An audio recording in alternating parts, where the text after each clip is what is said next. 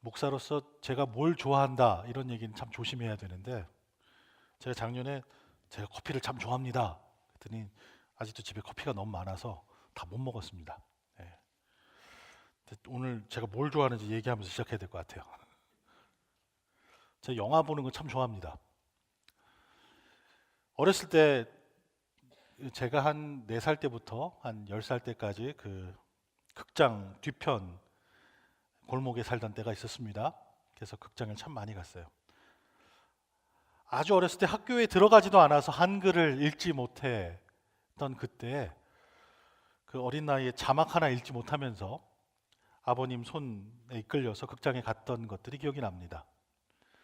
희한하게 딴 때는 사달라고 그렇게 졸라도 안 사다 주시는 브라보콘을 극장에 가시면 이렇게 사주시는 아버님이 기억이 납니다. 우리가 보는 드라마나 영화는 사실 우리의 삶에 있을 법한 이야기들을 보여주는 거라 그 속에 우리가 빠져들어서 그 삶을 보고 느낍니다. 그래서 아마 우리가 영화를 참 좋아하는 것 같습니다. 우리가 참 좋아하는 이야기들이 특별히 있죠. 사랑 이야기도 있고 사람들 살아가는 재밌는 얘기도 있고, 그 중에 성공 신화라고 불려지는 이야기들도 그렇습니다. 그리고 또 반대로 한때는 잘 나가다가 망하게 된 이야기도 우리가 참 좋아하죠. 우리 주변에 이런 이야기들이 있습니다. 여기 대기업에 떠오르는 한 젊은 스타가 있습니다. 이 사람은 말단 사원으로 들어가서 제일 먼저 출근합니다. 그리고 그 회사에서 제일 늦게 퇴근합니다. 아주 열심히 일해서 능력을 인정받게 됩니다. 능력을 인정받으니 초고속으로 승진합니다. 그렇게 승진하고 하는 일마다 잘 되는 것이 신문에도 나오고 뉴스에도 납니다. 회장님에게 신임을 톡톡히 받는 사람이 됐습니다. 이제는 그 회사에서 뭐라도 해결하려면 꼭 그에게 가야 했습니다. 회사의 모든 사람들이 그를 믿었고 모든 일은 그를 통해야만 되어갔습니다. 그러다 뭔가 이상한 것이 발견됐습니다. 아무리 살펴봐도 숫자가 앞뒤가 잘 안 맞습니다. 수사가 시작됩니다. 해외 꽁꽁 숨겨둔 비자금이 발견됩니다. 영장이 발부됩니다. 엄청난 양의 돈이 횡령된 사실이 밝혀졌습니다. 한때는 떠오르던, 그래서 온 회사 사람들이 그리고 국민들이 바라보던 스타가 범죄자 신세가 되었습니다. 저 멀리 있는 작은 나라에서 난리 소식이 들립니다. 한 나라가 혼란에 휩싸였습니다. 뉴스를 보면 막 탱크가 포를 쏘고 한밤중에 불타오르는 건물들 사이로 총알이 막 날아다닙니다. 총과 칼로 온 국민을 억압하던 못된 독재 정권이 끈질긴 국민들의 요구로 뒤집어졌습니다. 카리스마 넘치는 시민 지도자가 나와서 평화로운 혁명을 이끕니다. 온 국민의 마음을 그 바램을 하나로 모아서 부정부패가 가득했던 독재 정권을 몰아내고 정부 구조를 뜯어 고치게 되었습니다. 이제 국민을 섬기는 정부로 개편되어 갑니다. 모든 국민의 염원을 담은 헌법의 초안이 마련됩니다. 그리고 투표를 통해서 그 헌법이 통과되었습니다. 정권이 교체되는 과도기를 지나면 그 카리스마 넘치는 시민 지도자는 자리에서 내려오기로 약속을 했습니다. 이제 새로운 총선을 앞두고 희한한 일들이 벌어집니다. 야당 지도자들이 쥐도새도 모르게 사라집니다. 남은 대통령 후보자들도 후보에서 줄줄이 사퇴합니다. 시민 지도자가 새로운 대통령으로 선출됩니다. 시간은 어느덧 흘러서 그의 임기가 마칠 때가 됐습니다. 다시 재선에 나갑니다. 또 3선에 엄청난 표 차이로 당선됩니다. 본인을 종신 대통령으로 바꾸는 헌법을 통과시키려 합니다. 그리고 그것을 반대하는 국민들을 총과 칼로 내리누릅니다. 집권 20년, 또 다른 혁명이 준비되고 있습니다. 올림픽에서 또 세계 선수권 대회에서 매번 우승하는 아주 훌륭한 선수가 있습니다. 여러 가지 변수에도 불구하고 그녀는 나가는 대회마다 좋은 성적으로 금메달을 목에 겁니다. 얼마나 피땀 흘려 훈련해왔는지 그녀를 소개하는 다큐멘터리가 만들어집니다. 전 국민이 응원하는 스타가 되었습니다. 방송국마다 인터뷰를 요청합니다. TV를 틀면 나오지 않는 곳이 없을 정도로 인기가 엄청납니다.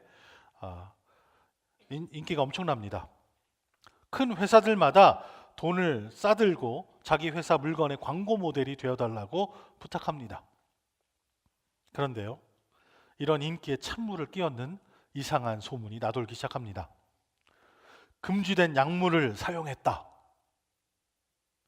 찌라시에 나오는 가짜 뉴스라고 무시합니다. 소문은 잠잠해졌다가 또 무성해집니다. 더 이상 무시할 수 없는 사태로까지 발전됩니다. 오랜 시간에 걸쳐서 검사와 수사가 이루어집니다. 그러다 마침내 진실이 드러납니다. 그녀가 목에 걸었던 수많은 금메달과 최초라는 그 많은 기록들이 훈련을 통한 땀방울의 결과가 아니라 금지 약물과 호르몬 투여의 결과였다는 것이 만천하에 드러납니다. 그리고 여기 예수 그리스도의 이야기가 있습니다. 하나님의 아들이신 예수님은 아담과 하와의 후손으로 성령에 이끌려 광야로 가십니다. 그가 세례받는 날 하늘이 열리고 하늘 아버지의 목소리가 들렸습니다. 그 순간으로부터 예수님은 자신의 목회로 부름을 받았습니다. 그리고 이 땅에 보내진 소명을 이루기 위해서 사역을 시작하게 되었습니다. 예수님은 이제 치유하고 가르치고 죽은 자를 살리시고 귀신을 몰아내는 일을 시작하실 것이었습니다. 근데 참 재밌죠? 성령께서 그를 부르셔서 인도하신 곳은 사람들이 많이 살고 있는 도시로 부르신 것이 아니었습니다.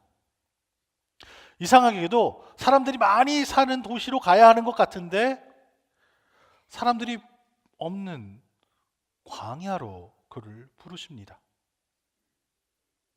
거기서 40번의 낮과 40번의 밤 동안을 금식하면서 보내셨습니다.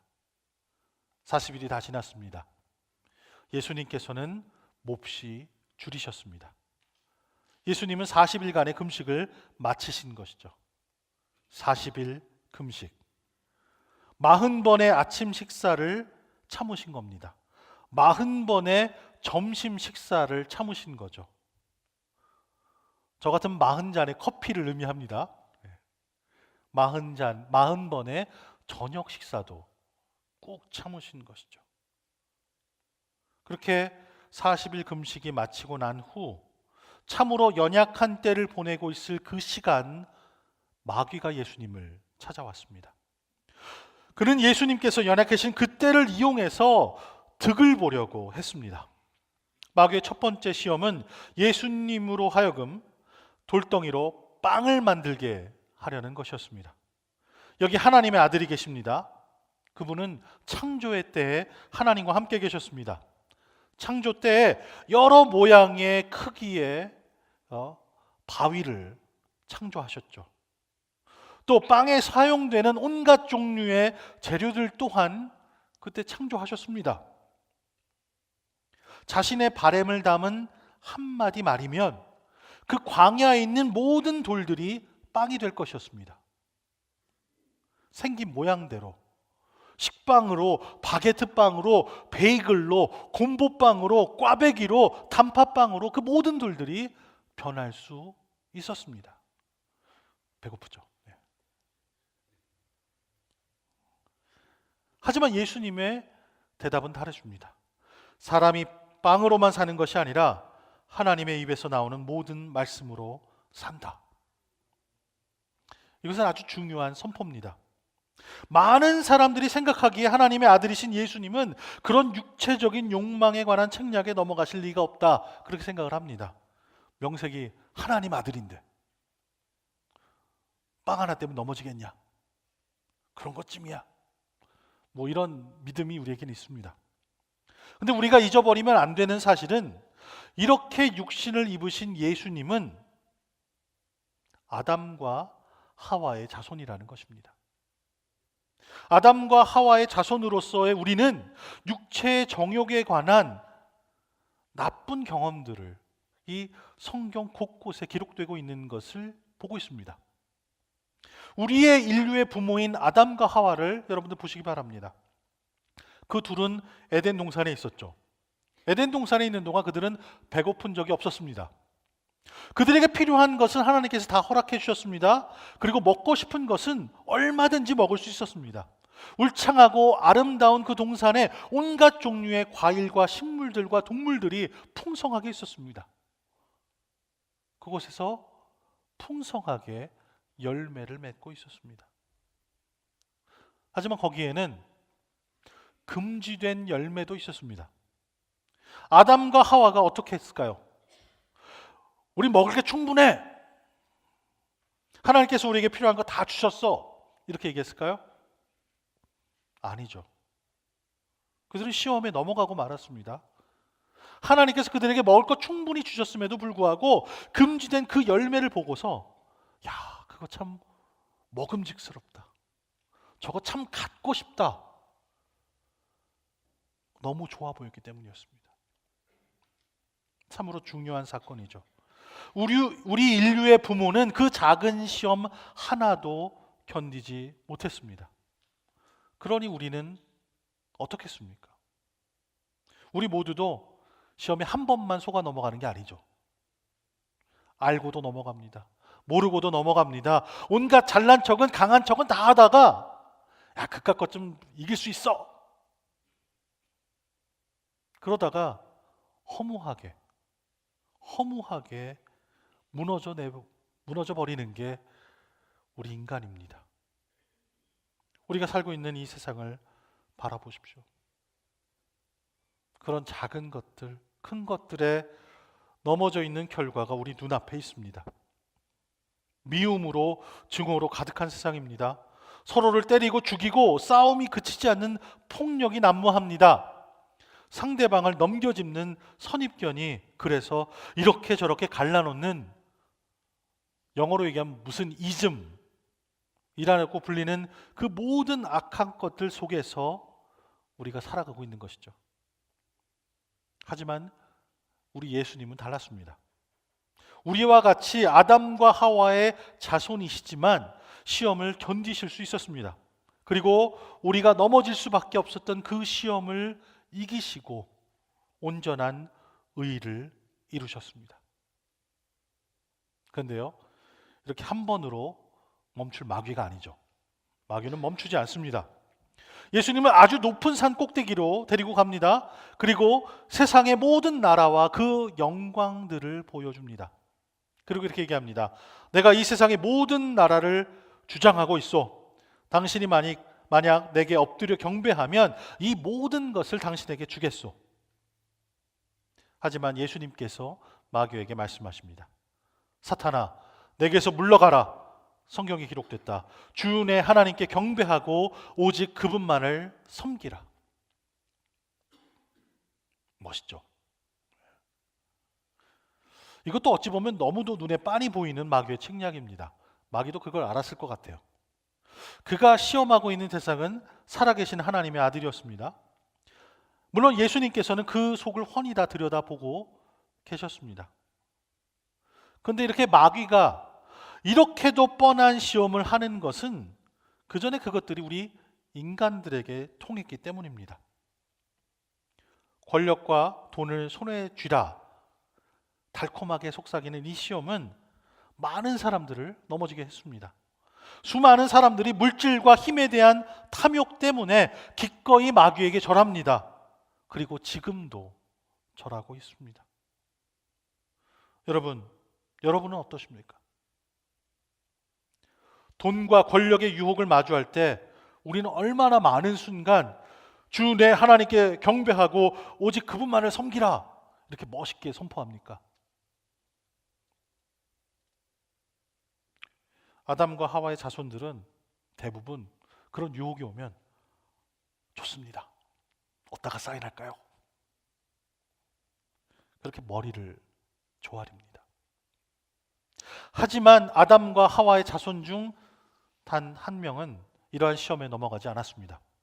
이 세상의 화려한 나라들과 그 영광을 보면서 그것들도 시들고 메말라가는 허황된 것임을 꿰뚫어 보셨습니다.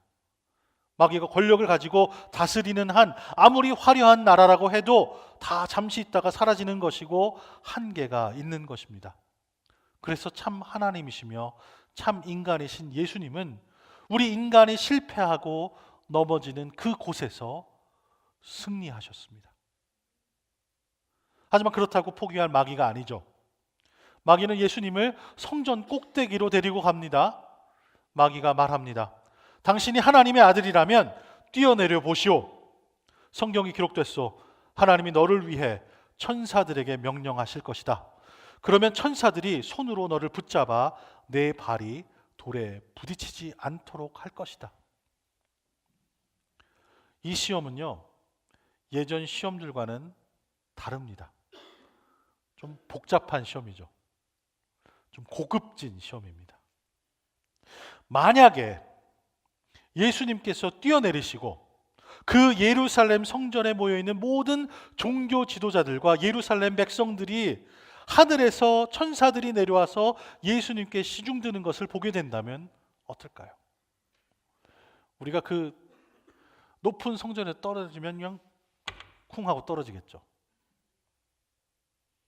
근데 거기서 뛰어내리셨는데 갑자기 하늘이 갈라지고 천사들이 막 내려와서 예수님을 딱 붙잡아서 멋있게 영광 중에 다치지 않고 땅에 딱 내려온다면 얼마나 멋있겠습니까? 거기에 있는 사람들 한 사람도 빠짐없이 예수님은 메시아야 인정하게 될 것이죠. 그냥 소문이 아니라 사실로 온 세상에 공표되게 될 것입니다. 그러면 한 방에 끝나는 거죠. 한 방에. 이 시험은 하나님께서 원하시는 결과를 단번에 이루는 일이 되는 것처럼 보입니다. 하나님 아버지께서 원하시는 것도 모든 사람들이 아들이신 예수를 메시아로 그리스도로 고백하고 예배하는 것이었습니다. 그러니 그 일이 이루어지면 한 방에 그 일이 다 끝나는 거잖아요. 얼마나 멋있어요.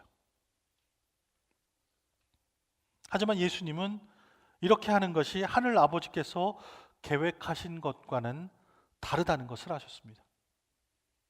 마귀의 방법은 쉬운 답을 찾게 만드는 것이었습니다. 하나님께서 원하시는 것은 사람들이 믿음으로 응답하는 것이었습니다. 그것을 이루시는 방법은 아들이신 예수가 고통당하고 십자가에서 처참하게 돌아가시고 무덤에 가셨다가 부활하시는 것을 통한 것이었습니다. 우리는 어떤가요? 우린 참 결과 좋아하죠. 결과 이루기 위해서 때로는 과정도 무시할 때가 있어요. 과연 우리 중에 하나님의 나라를 위해서 기꺼이 그 고통을 마주할 수 있는 사람은 얼마나 되겠습니까?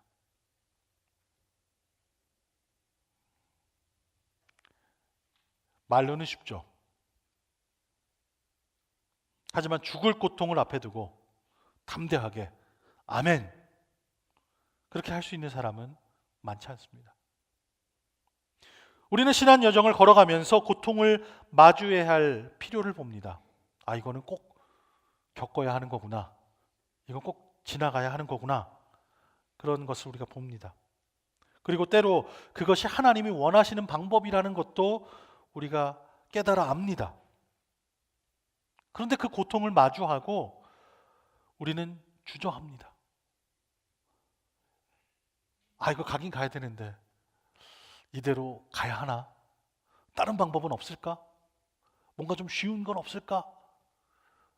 여러 번 곱씹어 생각하고 주저주저합니다. 기꺼이 감당하겠다 나서지는 못합니다. 우린 쉬운 방법을 택하죠. 하나님의 방법을 위해서 우리의 시간을, 우리의 지갑을, 우리의 노력을 희생하면서 세상 문제들을 마주하지 않습니다. 대신에 세상의 문제들을 외면합니다. 이건 나랑이 관계없는 것 같아. 다른 사람이 할 거야. 나와 관계 있는 경우에만 나섭니다. 잠깐 돌봅니다. 그리고 또 눈을 감고 등을 돌리고 귀를 막습니다. 피가 철철 넘쳐 흐르는 그 상처에 작고 예쁜 반창고 하나 딱 붙여놓고 다 해결된 양 넘어갑니다. 더 이상 고통의 신음도 듣고 싶지 않고 겪고 싶지 않습니다. 손에 쥐고 있는 작은 것 하나 놓치면 온 세상이 다 무너질 듯 젖먹던 입까지 다 동원해서 움켜쥐고 등을 돌립니다. 눈을 감고 귀를 막습니다. 이 사탄이 시험하는 것의 초점은 예수님이 과연 하나님의 아들인가 아닌가에 있습니다. 그 사탄은 예수님께 시험할 때마다 내가 만일 하나님의 아들이거든 이 돌들을 명하여 떡이 되게 하라. 내가 만일 하나님의 아들이거든 성전 꼭대기에서 뛰어내리라 요구합니다. 근데요, 사탄이 과연 예수님이 하나님의 아들이시라는 것을 몰랐을까요? 예수님이 하나님의 아들이심을 모르는 쪽은 사탄이 아니죠. 누가 몰랐을까요? 사람들이 몰랐습니다. 따라서 이 시험은 사탄으로 하여금 예수님이 하나님의 아들이심을 깨닫게 하려는 시험이 아닙니다. 그보다도 사람들에게 예수님이 하나님의 아들이심을 알게 하기 위한 시험이었다는 것이죠. 예수님이 하나님의 아들이라는 것은 그분이 바로 메시아, 그리스도라는 것입니다. 메시아는 기름 부음 받은 자, 즉 왕, 선지자, 제사장들을 뜻합니다. 이스라엘을 대표하는 사람들이죠. 유대 사회에서는 원래 한 사람이 이 세 가지 역할을 동시에 감당할 수 없습니다. 왕, 선지자, 제사장 이거 다 한꺼번에 한 사람 없습니다. 예전에 왕이 제사장 역할하다 하나님께 버림받은 경우가 있습니다. 제사장이 왕처럼 막 하려고 하다가 안 된 경우도 있습니다. 동시에 주시지 않았어요. 하지만 이 이스라엘 백성들이 기대하는 마지막 종말의 메시아는 이 세 직분을 다 감당하는 메시아입니다. 그가 장차 이스라엘을 온갖 압제에서 구원해 주시고 해방시켜 주실 거라는 믿음이 있었습니다. 그렇게 해서 도래하는 새로운 시대는 유대인들의 하나님의 나라죠. 누가복음은 그 메시아가 유대인만을 위한 메시아가 아니라 온 세상의 메시아다 그렇게 선포합니다. 따라서 하나님의 나라도 온 세상의 하나님의 나라인 것입니다. 누구 특별히 선택한 사람의 나라가 아니라 온 세상 사람들을 향한 하나님의 나라입니다. 나랑 비슷하게 생기고 나처럼 믿고 나처럼 헌신하는 사람만을 위한 게 아니라 나에게 상처 주고 나를 아프게 하고 못된 짓만 골라 하는 사람까지도 품으시는 하나님의 복음입니다. 이게 은혜고 사랑이고 참된 복음이죠. 예수님을 광야로 보내신 분도 마귀가 아닙니다. 성령입니다. 하나님의 영이죠. 이건 모든 복음서가 공통적으로 얘기하는 겁니다. 시험의 주도자가 마귀가 아니에요. 하나님이라는 것이죠. 좀 난해하죠? 오늘 말씀에 의하면 사탄은 하나님의 손안에 있습니다. 구약의 욥도 하나님의 허락하에서 사탄에게 고난당하죠. 그렇다고 하나님이 사탄과 한 통속이다 이렇게 얘기하는 게 아닙니다. 그보다 사탄이 하나님의 통제를 벗어나서 하나님과 대등하게 맞서거나 심지어 하나님도 손 쓸 수 없는 존재가 아니라는 것입니다. 사탄을 하나님과 맞서는 존재로 보는 것은 이원론이죠. 둘로 나눠져 있는 것이죠. 세상을 선한 신과 악한 신으로 그들의 싸움으로 대결 구도로 보는 이런 이원론은 세상에 왜 악이 득세하는가 그렇듯할 설명을 해주기 때문에 오늘날에도 꽤 설득력이 있습니다. 그걸 믿는 사람들이 많아요. 많은 그리스도인들이 이 세상은 사탄에게 속아 썩어질 세상이라 이렇게 얘기합니다. 세상은 악하다. 세상은 마귀가 득세한다 이렇게 얘기하죠. 그 결과 정치고 경제고 사회고 문화고 과학도 예술도 모두 사탄이 지배해서 악이 가득한 세상이고, 하나님은 교회 안에 계신다 이렇게 생각을 합니다. 근데 그럴까요? 아닙니다. 저는 아니라고 생각합니다. 정치, 경제, 사회, 문화, 과학, 예술이 썩었다면 그것이 사탄에 속해서 그런 것이 아니라 그 속에 살아가고 있는 그리스도인들이 그 역할을 제대로 하지 못해서 그렇습니다. 우리가 삶의 자리에서 예수를 믿는다고 하지만 우리가 썩어서 이 사회가, 이 세상이 이 모양입니다. 사탄도 하나님의 손 안에 있습니다. 그래서 예수님도 성령에 이끌려서 광야에서 사탄의 시험을 받으셨습니다. 그런데 왜 온 세상의 메시아가, 온 세상을 구원하실 수 있는 그분이 왜 굳이 이런 시험을 받으셔야만 했을까요? 그것은 첫 번째 사람 아담이 그 시험에서 실패했기 때문입니다. 아담이라는 이름의 뜻은 사람이죠, 사람. 성경은 그 첫 번째 사람으로 인해서 이 세상에 죄와 죽음이 들어왔다고 얘기합니다. 이제 새로운 구원의 시대가 도래하기 위해서는 두 번째 사람, 즉 두 번째 아담이 그 실패한 것을 되돌려 놔야 합니다. 그 일을 할 사람이 바로 온 인류의 대표, 온 세상의 메시아이십니다. 다시 말해서 예수 그리스도께서 이 시험을 다시 한번 치르셔야 한다는 얘기죠. 첫 번째 사람이 실패한 시험에서 두 번째 아담이 재수하고 있는 그런 상황입니다. 시험 문제는 물론 똑같지 않습니다. 하지만 그 안에 담고 있는 상징은 동일합니다. 만약 마귀의 시험들이 우리에게 주는 교훈이 하나 있다면, 그것을 굳이 찾는다면 그것은 바로 이것입니다. 우리가 실패하는 곳에서 예수님께서 승리하십니다. 이런 시험 하나하나는 우리가 자주 넘어지는 삶의 부분입니다. 우리가 거기에 잘 넘어집니다. 하지만 예수님께서는 넘어지지 않으셨습니다. 예수님은 그곳에서 승리하셨습니다. 우리의 생은 그 처음부터 세상의 욕망에 무너지고 끊임없이 넘어져 갑니다.